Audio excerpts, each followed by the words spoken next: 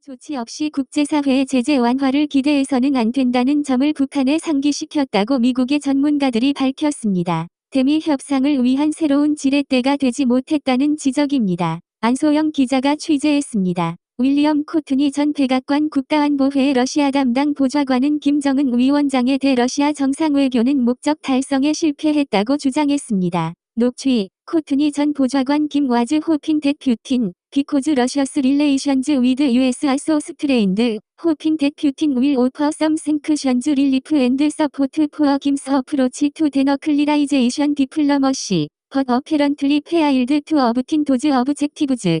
코트니 전 보좌관은 25일 보노원이아의 전화통화에서 긴장된 미-러 관계를 틈타 김 위원장이 푸틴 대통령으로부터 약간의 제재 완화와 자신의 비핵화 접근법에 대한 지지를 얻으려 했다며, 하지만 회담 후 푸틴 대통령은 비핵화에 대해 미국과 입장이 다르지 않다는 점을 강조했다고 말했습니다. 그러면서 김 위원장이 미국과 러시아, 중국 세 나라를 분열시킬 수 없다는 점을 깨달았을 것이라고 덧붙였습니다. 또 푸틴 대통령이 북한 노동자 문제에 대해 논의했다고 밝혔지만 현실적으로 해결책을 마련하기는 어려운 상황이라고 말했습니다. 녹취 코트니 전 보좌관 러시아 can allow more North Korean workers to work in the Russian economy and Russian Far East. But the reality is that number of North Koreans working in Russian has gone down substantially as a result of Russian compliance with UNSC sanctions. 러시아가 극동 지역 내 북한 노동자를 허용할 수 있다고 말할 수는 있지만 유엔 안보리 제재를 이행하고 있는 러시아에서 일하는 북한인의 수는 오히려 눈에 띄게 줄었다는 겁니다. 마이클 오헬론 브루킹스 연구소 선임연구원은 북한이 대미 지렛대 확보를 위해 러시아와 정상회담에 나섰지만 향후 미국과의 협상에 큰 영향을 주지 못할 것으로 분석했습니다. 녹취 오헬론 선임연구원 It will be one indicator that Kim Jong-un has diplomatic alternatives that he's pursuing and exploring. But it will also be another reminder to Kim that it's not going to be easy to get out from under the sanctions unless there can be some kind of a deal on the nuclear issue.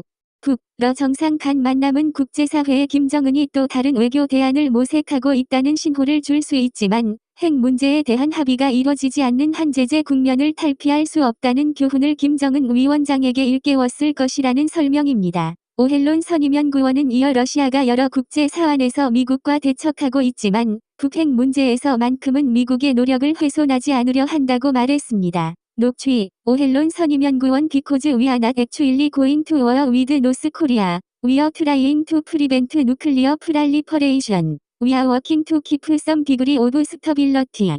미국은 북한과 전쟁에 나서지 않고 핵 확산을 방지하려 노력하며 어느 정도의 안정을 유지하고 있기 때문이라는 겁니다. 러시아 출신인 안드레이 란코프 한국국민대 교수는 북한이 이번 정상회담을 통해 러시아의 경제 지원이 제한적이며 북핵 협상에서의 영향력도 크지 않다는 사실을 확인했을 것이라고 말했습니다. 녹취 라코프 교수 북한 입장에서 보면 제일 중요한 목적은 대북 제재 완화였습니다. 하지만 이를 결정할 수 있는 나라는 중국도 러시아도 아닌 미국입니다. 러시아는 이번에 북한과 식량 원조 등 다른 인도주의적 지원에 대해 논의했다고 생각합니다. 또 어느 정도 아마 북한의 파견 노동자에 대해 논의했을 겁니다. 하지만 북한 입장에서 보면 식량 원조를 얻을 수 있다면 좋겠지만 결정적으로 북한이 만족해 할 만한 것은 아닙니다. 란코프 교수는 하노이 회담이 결렬되자 북한은 러시아가 중국만큼 자국과 협력할 의지가 없는 것을 알면서도 러시아의 손을 내밀었다며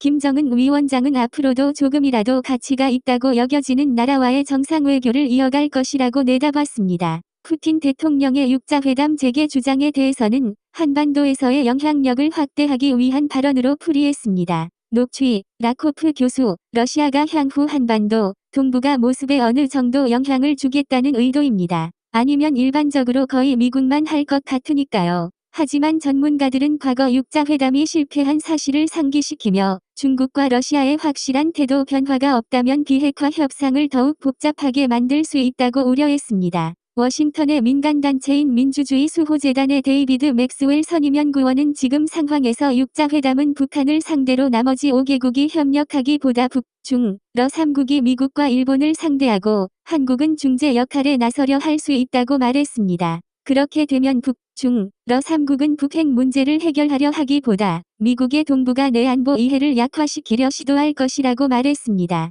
녹취 맥스웰 선임연구원 인디스케